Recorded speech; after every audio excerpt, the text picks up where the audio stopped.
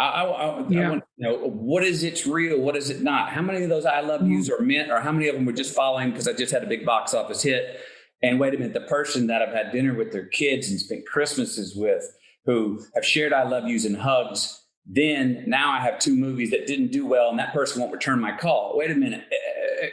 What all matters? What do I want to do? What are we doing here? So, if you have a reputation that has a life of its own, it becomes very difficult to distinguish between yourself and that reputation.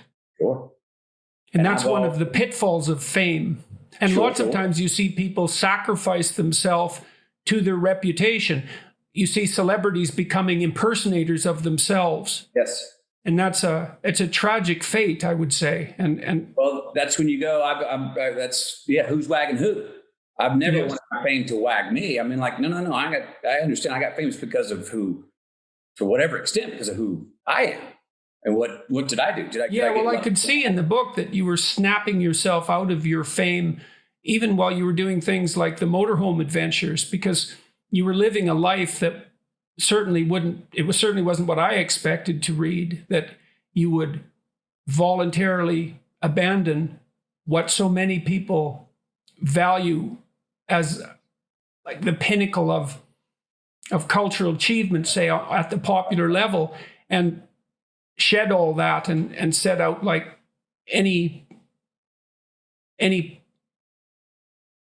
person who doesn't have that. Right. Well, what I was like, for instance, in the South American trip, and it happened in the Mali trips and all the walkabouts, I needed to go to a place where I'd just become famous too. I mean, my world was like, all of a sudden, all the options were mine. Mm-hmm. And 2 days before, none of those options were there. And now it was a world of yes. And I'm going, I only got 24 hours in a day and I would do any of this work. And you're now telling me I can do it all? Yeah. You're asking me to be discerning right now? And again, I went away to go, I need to go where someone doesn't know my name. I need to go away where no one's seen my movies. I want to go where there's no electricity. I want to go someplace where those hugs and tears when I say goodbye 22 days later are based only off of the man they met 22 days ago. Well, you managed to abandon them too.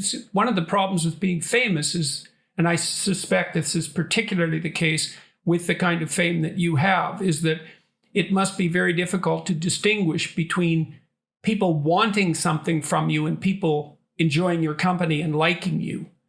And it might even be difficult for them to distinguish between those things, because fame is a very difficult thing to deal with, even as an onlooker, even as a family member. You wrote about your mom's reaction, for example. She became a fangirl to some degree, and that would be definitely disconcerting.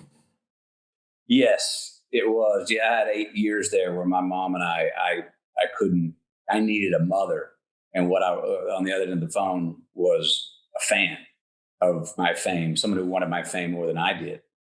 Right. Well, it shows you the power of that too, because your mother obviously cared for the person you were before you became famous, but Absolutely. She was overwhelmed. And it's not surprising. I mean, to some degree, the entire Hollywood apparatus exists to manufacture fame that's overwhelming. That's its whole, I can't say that's its whole purpose, but that's what it uses to drive, let's say, to drive people to the theater. So to be victimized by that, to fall under the sway of that is unsurprising. It's surprising that it could be resisted. And that was certainly, you could certainly see that with your mother's response. Oh, for sure. And I'm sorry, I don't remember. Is your mom still alive? Yes, she is. She's 88 years young and with us right now. So, and has that situation rectified itself? Did she adapt to? We both adapted.